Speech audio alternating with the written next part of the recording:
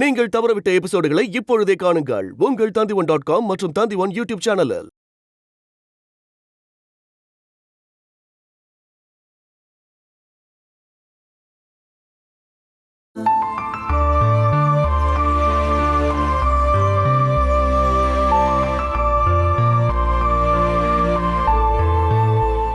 கடைசியா நாம நினைச்சது எல்லாமே நடந்து போச்சு.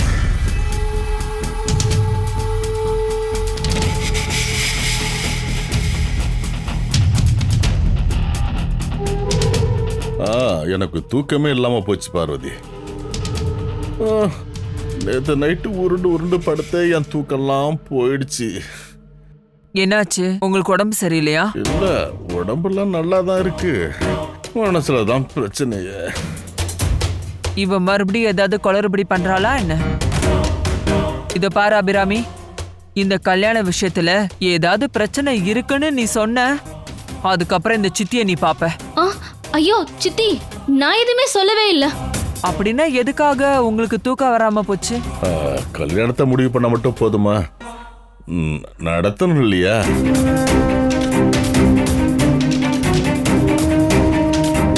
நான் ஓப்பனாவே சொல்லிடுறேன் பார்வதி, எனக்கு பிரபாரங்க ஒரு பொண்ணு பேர் மட்டும் தான் இருக்கு. 5 பைசா கையில இல்ல, பேங்க்லயும் பெருசா ஒண்ணும் இல்ல. ஏன் உங்ககிட்ட எதுவுமே இல்லையா? எனக்கு இப்ப வேலையும் கூலியும் ஒண்ணுமே இல்லைல்ல. என் பையன் வெளிநாட்டுல வேலை செய்யறான்னு சொல்லலாம், ஆனா சம்பளம் ஒண்ணும் பெருசா இல்ல.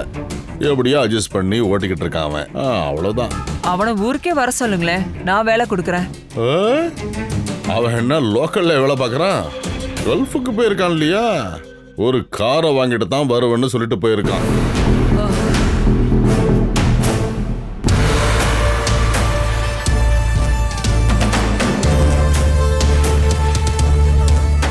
அது பார்வதி, கல்யாணத்தை பிரம்மாண்டமா பண்ணுங்கிற அவசியம்லாம் இல்ல.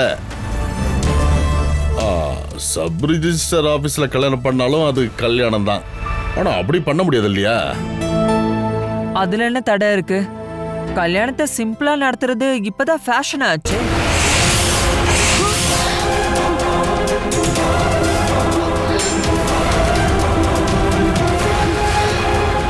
ஆனா அம்பாட்டு குடும்பத்தில் இருக்கிற எல்லாரும் தானே இந்த கல்யாணத்தை முடிவு பண்ணாங்க.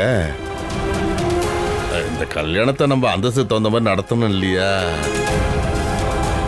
எல்லாமே சிம்பிளா நடக்கட்டும் அப்படின்னு நீ சாதாரணமா சொல்லிட்ட பார்வதி. அப்பா சொல்றதுலயும் விஷயம் இருக்கு சித்தி. எனக்கு இந்த சடங்குல எல்லாம் கொஞ்சம் கூட இன்ட்ரெஸ்ட் இல்ல. ஆனா சுபத்ரா அத்தையும் மத்தவங்களும் என்ன சொல்லுவாங்கன்னு தெரியாதுல்ல.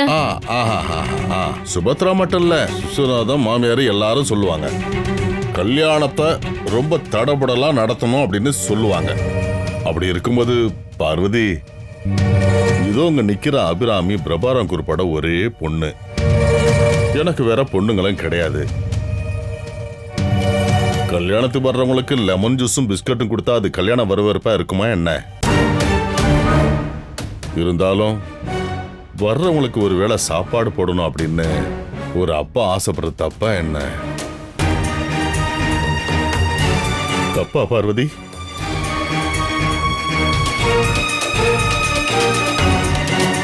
அப்பா இங்க பாருங்க, சாதாரணமா நடந்தா எனக்கு கல்யாணமும் வேண்டாம், ஒண்ணும் வேண்டாம்.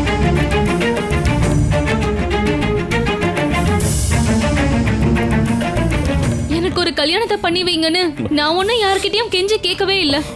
நீங்க எல்லாரும் சேர்ந்து கட்டாயப்படுத்துனீங்க. நீங்க இப்படி அழுதீங்கன்னா என்ன அர்த்தம்?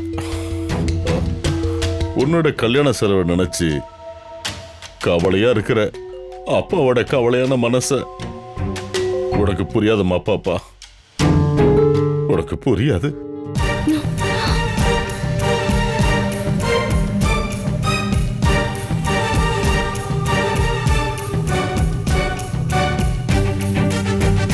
உங்களோட பிரச்சனை தான் என்ன? பணம். அப்பா, பார்வதி கிட்ட சொல்றதுல நாம ஏமா வெக்கப்படணும்? நீங்க பேசாம இரு. ட்ரெஸ், தங்க நகை, அலங்காரம், ஆடிட்டோரியம், டெக்கரேஷன், நாதஸ்வரம், தவுளு, வீடியோ, கார் ரெண்ட், இது நினைச்சாலே என் தலைலாம் சுத்துது பார்வதி. உங்ககிட்ட எதுவுமே இல்லையா என்ன? என்கிட்ட கொஞ்சம் நஞ்சம் இருக்கு. அதை வச்சு ஒன்றும் பண்ண முடியாது. கொஞ்சம் மொய்யெல்லாம் வரும் இல்லையா? அது கல்யாணத்துக்கு அப்புறம் தானே கொடுப்பாங்க. அட்வான்ஸா மொய் கேட்க முடியுமா என்ன? அது மட்டும் இல்லாம அவங்க கொடுக்கறத வச்சு என்ன பண்ண முடியும்? சொல்ல போனா இது ரொம்ப பெரிய பிரச்சனை தான்.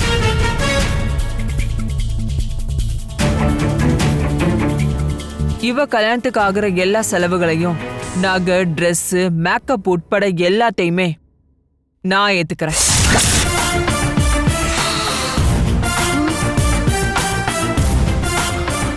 பார்வதி, நான் நிஜமாதான் சொல்றேன். எப்படியெல்லாம் கல்யாணத்தை நடத்தணும் அப்படிங்கிற விஷயத்த சொன்னா மட்டும் போதும். வேற எதையும் நீங்க யோசிக்க வேணாம்.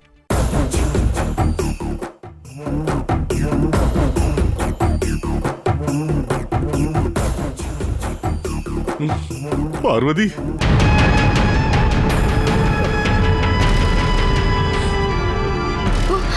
அப்பா, நான் தோத்து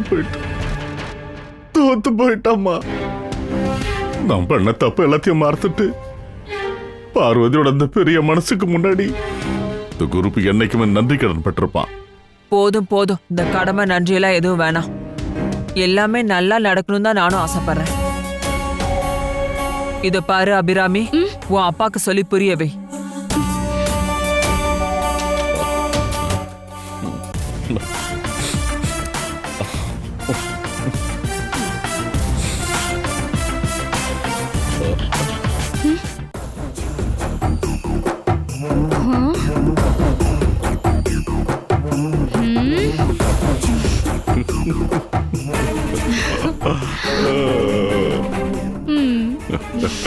எப்படிமா என்னோட நடிப்பு?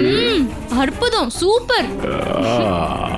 என் பொண்ணும் எனக்கு ஒன்னும் சலிச்சவ கிடையாது. என் செல்லம் இந்த குறுப்போட பொண்ணு நிரூபிச்சுக்கிட்டே இருக்காமா.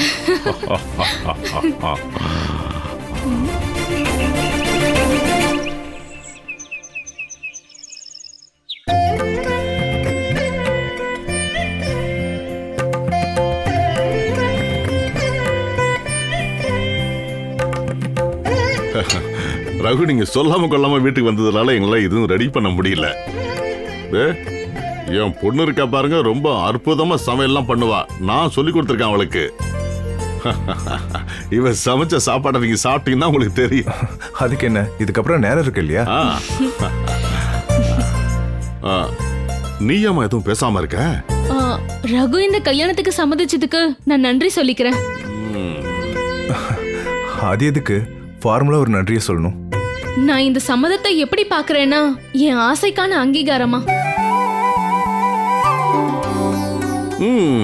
அதாவது உன்னை அங்கீகரிக்கிற ஒருத்தன் தான் உனக்கு புருஷா வரணும்னு சொல்ற.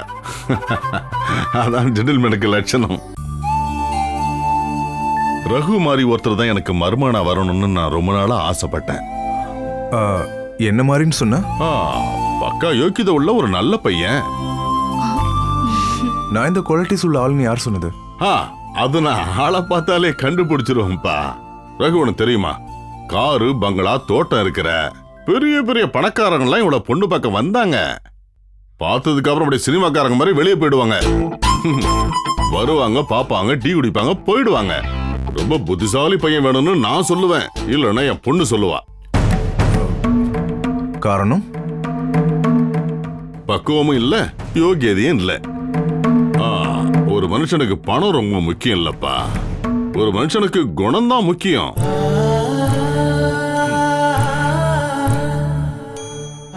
வந்தவங்க எல்லாருக்கும் என் பொண்ணை பிடிச்சிருந்தது, அது வேற விஷயம். ஆனா இவளுக்கு பிடிக்கணும் இல்லையா? இவளுக்கு பிடிக்காதவங்கள எனக்கும் பிடிக்காது. அப்பா, அவர் ரொம்ப போர் அடிக்கிற மாதிரி ஃபீல் பண்றாரு. இல்ல இல்ல, அதுக்கு நான் ஒன்னும் பேசவே இல்லையே. நான் உங்ககிட்ட ஒன்று கேட்கணுன்றதுக்காக தான் வந்திருக்கேன். இது சொந்த வீடு தானே? ஆமா, இது என்னோட சொந்த வீடு தான். பத்திரத்தை காட்டணுமா? அதெல்லாம் இல்லை, அம்பாட்டில் வச்சு அபிராமியோட கல்யாண பேச்சை வச்சு அந்த வீட்டில் நடந்ததுனால இதை நான் கேட்குறேன். ஓஹோ, உங்களுக்கு சொந்தமாக வீடு இருக்கிறப்போ இது எல்லாமே பார்வதியோட கட்டாயம் தான்.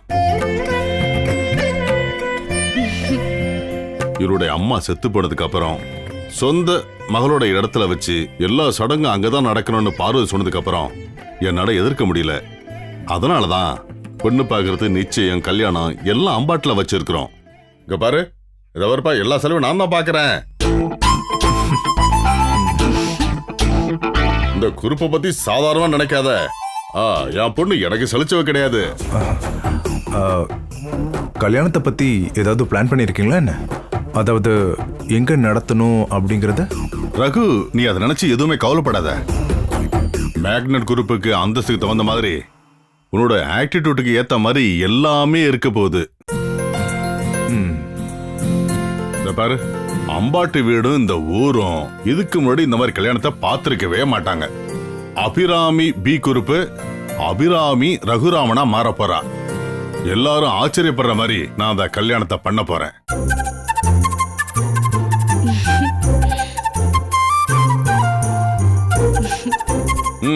இந்த ஊரே பார்த்து ஆச்சரியப்படும். நீங்க ஏதாவது சஜஷன் சொல்ல விரும்புறீங்களா? சொல்றேன், நேரம் வரட்டும். என்கேஜ்மெண்ட் வேணும்னாலும் நம்ம பிரமாதமா பண்ணலாம். இல்ல, அதெல்லாம் தேவையில்லை. வேண்டாம்னா வேண்டாம். நான் என்ன நினைக்கிறேன்னா, வர ஞாயிற்றுக்கிழமை எல்லாத்தையும் பேசி முடிவு எடுக்கலாம். மேரேஜ் அப்புறமா வச்சுக்கலாம். ஓ சரி, அப்படியே நடக்கட்டும்பா. எல்லாமே நல்லபடியா நடக்கட்டும். சந்தோஷம் தானே? இருந்தாலும் ஞாயிற்றுக்கிழமை மோதிரத்தை மாத்திக்கலாம், ஒரு வாக்குறுதிக்காக. அதுவும் அம்பாட்டுல தான் நடக்கணுமா? ஆமா, பின்ன பார்வதி வருத்தப்படுவாள்ல. ஓகே, அப்படின்னா அப்படியே ஃபிக்ஸ் பண்ணிக்கலாம். வெளியில இருந்து யாரும் வேண்டாம். நான் ஊர்ல இருந்து என்னோட மாமா மட்டும் கூப்பிடுவேன்.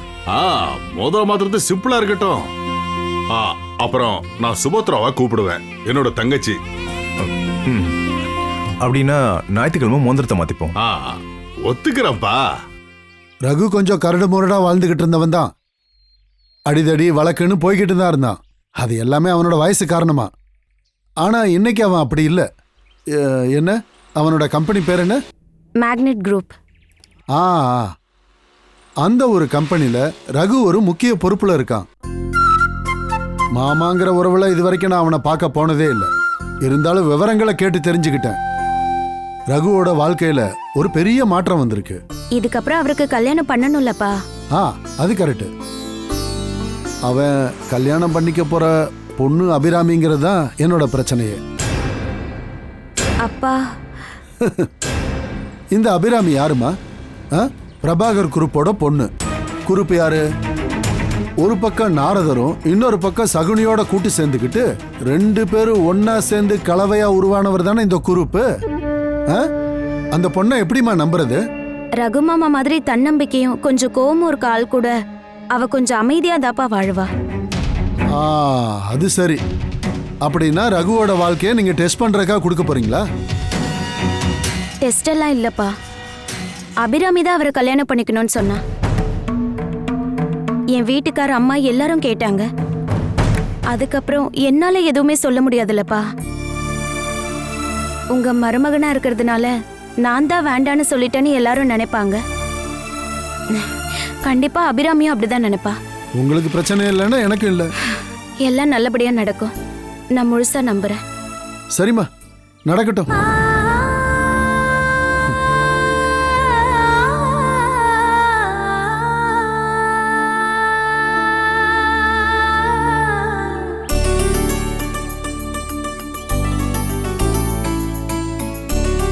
அபிராமி, நீ இன்னும் ரெடியாகவே இல்லையா?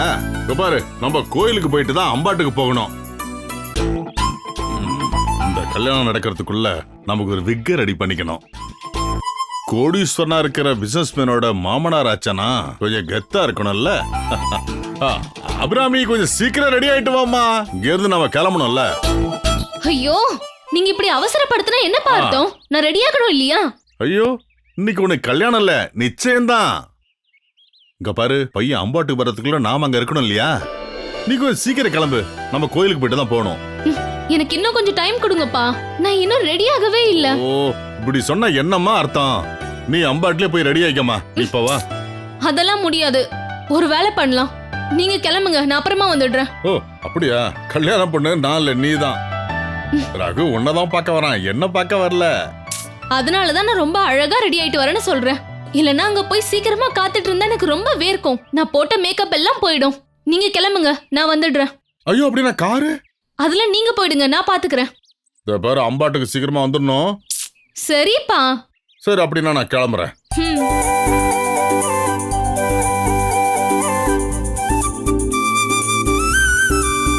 ஓ கடவுளே, எந்த தடையும் வராம நல்லபடியா முடிச்சு கொடுப்பா. ஐயா கணபதி பகவானே.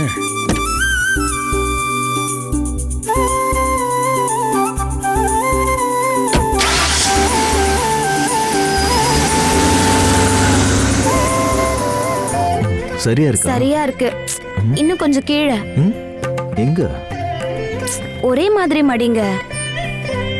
அட, ஒரு சாரி எப்படி கட்டணும்னு கூட தெரியல. நீங்களா பிசினஸ் மேனா என்ன? நாளையில இருந்து பாரு, 5-6 பொண்ணுங்களை கூட்டிட்டு வந்து சாரி எப்படி கட்டணும்னு கத்துக்கிறேன். கொன்னுடுவேன். சாரி கட்டுறதுக்கு பதிலா சாக கூட தயாரா இருக்கு. என்னங்க, கீழே கொஞ்சம் சரி பண்ணுங்க. இதுதான் பிரச்சனையே. நாம கொஞ்சம் தாழ்ந்து போனா கீழே உட்காந்து சாரி கட்டுங்கன்னு சொல்லுவாங்க. உத்தமனா இருக்க புருஷன் பொண்டாட்டிக்கு உதவி பண்ணணும். நான் உத்தமெல்லாம் இல்ல, சாதாரண மனுஷன். ஓஹோ, காமெடியா? ஐயோடா, இப்போ இது ஓகே இல்லன்னு பாரு.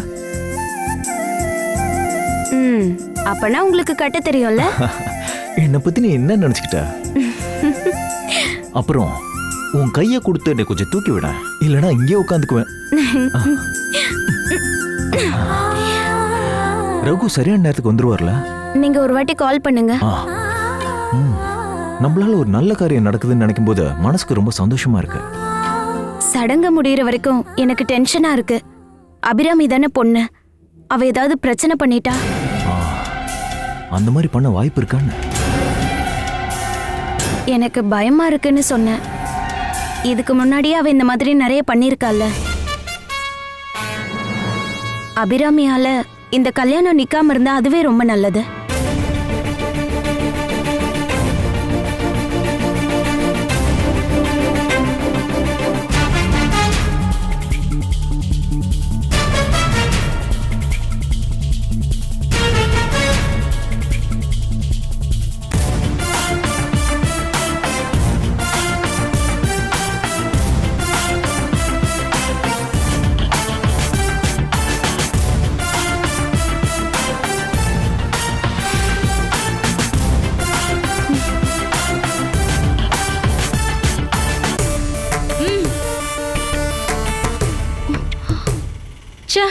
எந்த வண்டியும் நிறுத்த மாட்டேங்கிறாங்களே.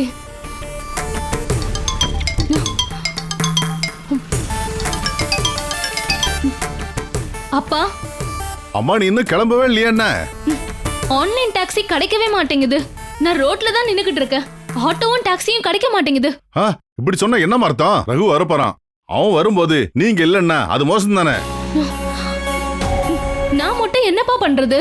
ஐயோ, இங்க இருந்து ஒரு வண்டி எடுத்து வந்து உன்னை கூட்டிட்டு வரணும்னு நினைச்சாலே அது ரொம்ப லேட் ஆயிடுமா. நீ ஒரு வேலை பண்ணு, ஏதாவது ஒரு வண்டியில கை காட்டி நிறுத்தி இங்க வந்துருமா.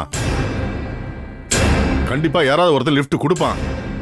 வாயில நாக்கு தானே இருக்கு, யார்கிட்ட கேட்டு சீக்கிரம் வாமா. சரிங்கப்பா.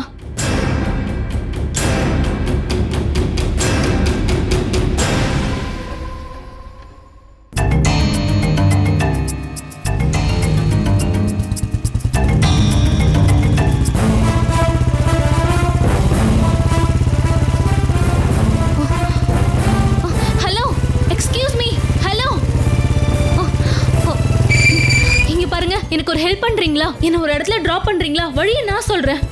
ஒரு எமர்ஜென்சி ப்ளீஸ்.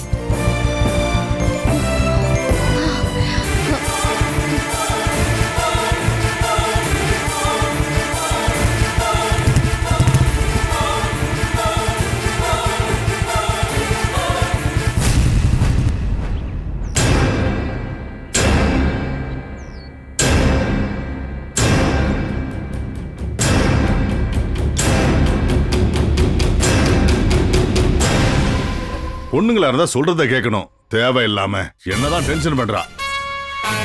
அண்ணன் நீங்க என்ன தனியா புலம்பிட்டு இருக்கீங்க? எனக்கு நானே பேசிக்கல, நீ கேட்கறதுக்காக தான் பேசிட்டு இருக்கேன். நீ வண்டியில ஏறமா, நீ நானும் ஒன்னாவே போயிடலான்னு அபிராமி கிட்ட ரொம்ப டீசெண்டா சொன்னேன். ஆனா அவ ரெடியாவே இல்ல. உங்களை மாதிரி ஆம்பளைங்கன்னா சட்டையை போட்டுட்டு தலையை வாரிட்டு வந்துருவீங்க. உங்களை மாதிரி பொம்பளைங்க கிடையாது. ரெடி ஆகிறதுக்கு லேட்டு தான் ஆகும். எல்லாத்தையும் அவளே பாத்துக்கணும் இல்லையா? ஒரு பியூட்டிஷியன் ஏற்பாடு பண்ணி கொடுத்தீங்களா என்ன? என்னது? பியூட்டிஷியன். ஓ, அவளுக்கு இந்த பியூட்டிஷியன் மட்டும் தான் குறைச்சல். நீ இப்படி தேவலாம் பேசிட்டு இருக்காம நீயே ஏற்பாடு பண்ணிக்கலாம்ல. ஒரு பியூட்டிஷியனை கூட்டிட்டு வந்திருக்கலாம் இல்லையா? ஒண்ணுக்கு நீ ஒரு அத்தையாச்சா? என்ன கூப்பிடவும் இல்ல, நான் வரவும் இல்ல. ஐயோடா, எப்படிப்பட்ட ஒரு நியாயம். அபிய கூட்டிட்டு வர சொல்லி பார்வதி டிரைவரை அனுப்பி வச்சிருக்கா. இப்ப வந்துருவா. ஓ, இதுக்கப்புறம் காரோட அங்க போய் அவளை கூட்டிட்டு வர்றதுக்குள்ள ரொம்ப லேட் ஆயிடுமா? அவ ஏதாவது ஒரு வண்டியை பிடிச்சி கண்டிப்பா அங்க வந்து சேர்ந்துருவா. இருந்தாலும் டாக்ஸிக்கு செலவு பண்றதுக்கு மனசு வரல. இப்ப பாரு, உன்னோட சுபாவம்லாம் எனக்கு கிடையாது. பணத்தை செலவு பண்ணும்போது செலவு பண்ணுவேன், புரியுதா? ஆனா டாக்ஸி கிடைக்கணுமே. ரகுவும் இன்னும் வரவே இல்ல. அவன் கால் பண்ணானா? இல்ல. இங்க வராரா இல்லன்னு தெரிஞ்சுக்கணும்ல. கால் பண்ணி பாருங்க. பாரு, சரியான நேரத்துல அவங்க வந்துருவான்னு அவன் வாக்கு கொடுத்துருக்கான். அவன் பெரிய பிசினஸ் மேனு, பஞ்சுவாலிட்டி கரெக்டா கீப் பண்ணுவான். இப்ப நான் கால் பண்ணி கிளம்பலையான்னு கேட்டா நம்மளை பத்தி ரகு ரொம்ப கேவலமால நினைப்பாரு. அப்படி ஒரு நினைப்பெல்லாம் வரவே வேணாம். என்னது? அப்படியாப்பட்ட எண்ணம் வரவே கூடாது. மோதிரம் மாத்திர சடங்க நம்ம நல்ல நேரத்துல பண்ணணும். இது ஒரு பொண்ணோட எதிர்காலத்தை சம்பந்தப்பட்டது. அதனாலதான் நான் சொல்றேன், கால் பண்றதை இன்சல்ட்டா நினைச்சா வேண்டாம். அப்புறம் இன்னொரு விஷயம், நீங்க கேட்டாலும் கேட்காட்டியும் நான் சொல்லதான் போறேன். ஒரு சடங்கு பண்றதுன்றது முடிவாயிடுச்சு. அதுக்காக ஒரு 2-3 பேரை வச்சா இந்த விஷயத்தை முடிக்கணும். இந்த சடங்கு பிரம்மாண்டமா பண்ணிருக்கலாம் இல்லையா? உங்களுக்கு ஒன்னும் 4-5 பொண்ணுலாம் கிடையாது இல்லையா? ஒரே ஒரு பொண்ணு தானே. அவளுக்கு கிராண்டா என்கேஜ்மெண்ட் பண்ணலாம்ல. சிறப்பா இல்ல, பிரம்மாண்டமா நான் பண்ண போறேன் கல்யாணத்தை. அதனாலதான் இதை நான் சிம்பிளா பண்ண போறேன். அப்புறம் உன் அண்ணனை பத்தி சாதாரணமா நினைக்காத. நான் ஒரு கஞ்ச பிசினாரி கிடையாது. இருந்தாலும் இது அபியோட என்கேஜ்மெண்ட் இல்லையா? கிராண்டா நடத்தணும்னு ஆசைப்பட்டிருப்பா இல்லையா? அப்படின்னு அவ உங்ககிட்ட சொன்னால என்ன? இங்க பாரு பாரு பாரு, என் பொண்ணோட மனசுக்குள்ள போந்து உன்னோட எண்ணத்தை நீ சொல்லாத சுபத்ரா. நல்லத சொன்னா புரிஞ்சுக்க மாட்டேங்கிறீங்க. நான் என்ன பண்றது? அது இருக்கட்டும், இப்போ உனக்குள்ள பெரிய மாற்றமே நடந்திருக்கு போலயே.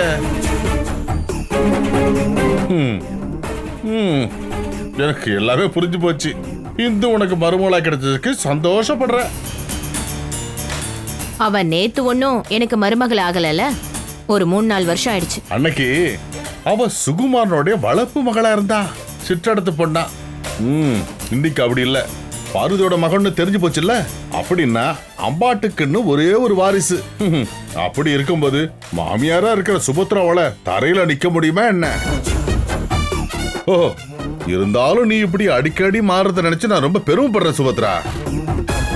ஐயோ ஐயோ, கண்ணை மூடி தூங்குறதுக்குள்ள யாராவது அப்படி மாறுவாங்களா என்ன?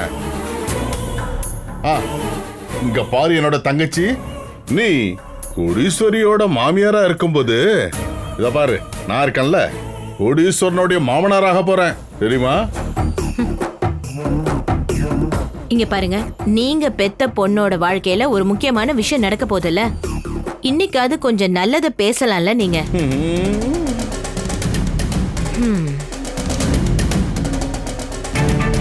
வந்துட்டா அப்படியே. ஐயோ, அந்த பொண்ணு ஏன்னு வராம இருக்கா?